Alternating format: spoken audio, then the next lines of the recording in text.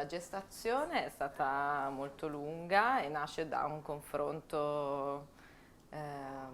intenso con Giorgio. Le sue richieste sono state quelle di, diciamo, rendere questi personaggi il più attuali possibile, ma senza dare una vera e propria connotazione temporale o geografica. E l'idea era che nel Sogno di una notte di mezz'estate ci sono come diversi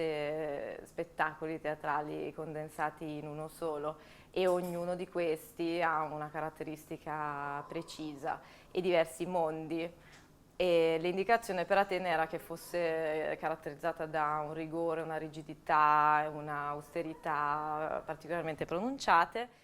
Una scenografia è uno spazio vuoto, nel momento in cui arrivano gli attori diventa uno spazio vivo e uno spazio vivo ha una sua caratteristica che è assolutamente imprevedibile. Non si può pensare prima, posso avere delle idee, ma vengono molto spesso, se non quasi sempre, contraddette da quello che poi succede effettivamente in scena. Quindi io reagisco a quello che vedo facendo delle, diciamo, delle proposte, facendo delle reazioni a modo mio, quindi mettendo un certo tipo di luci rispetto ad altri. Il mondo fatato non è un mondo fatato tradizionale, cioè non c'è campanellino in questo spettacolo, è un mondo fatato un po' industriale, diciamo, si vede dai costumi, si vede dalla scenografia, quindi non è un mondo fatato lezioso, con i fiorellini, con le campanelline, queste cose qui, è un mondo fatato che è un mondo duro, è un mondo quasi punk, diciamo,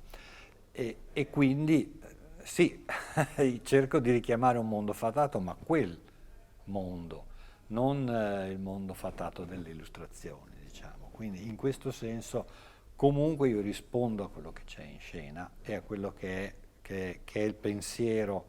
portante della costruzione dello spettacolo da parte del regista. Io ho lavorato in due fasi differenti. La prima fase è stato un laboratorio teatrale, proprio sul movimento specifico, quindi sulla consapevolezza, la presenza fisica, e era rivolto ai giovani attori della compagnia, quindi il progetto Teseo. È stato un lavoro che ha avuto una prima parte in cui io ho studiato loro,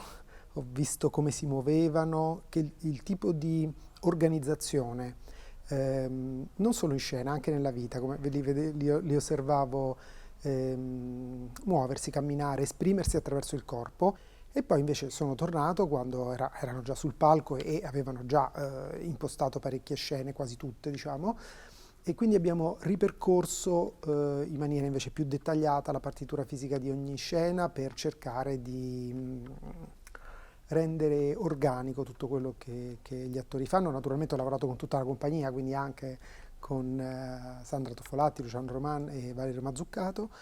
e poi ci sono delle parti che sono proprio coreografate,